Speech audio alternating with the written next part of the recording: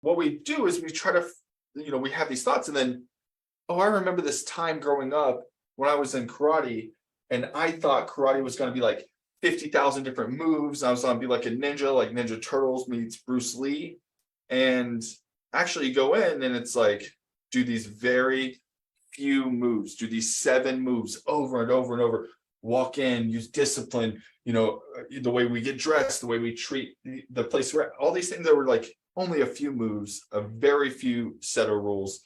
And that is a story that can be tied to something like discipline, that finding discipline or principles plus disciplines equals a black belt, equals reaching the pinnacle. So now we can tie a story about our life to something that makes sense for creating content on social media, for what to say when we meet somebody and they start bringing something up. We can share the knowledge that we have inside of us because we'll have an inventory. So every time these ideas, sometimes I write them down, they're not complete at all. So I'll just remember one time something and it made me feel a certain way. I'll get there later. Right. I remember it made me feel poorly, but now I don't feel poorly, but I don't really understand what that means right now, but maybe I'll remember a story later. Or it made me feel great.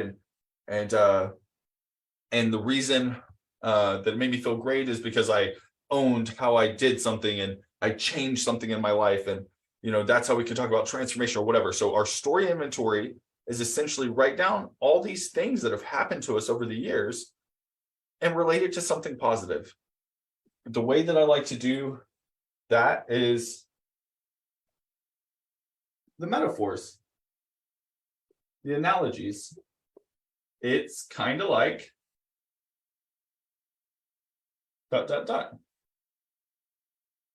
So, as I mentioned the karate story, business is kind of like karate.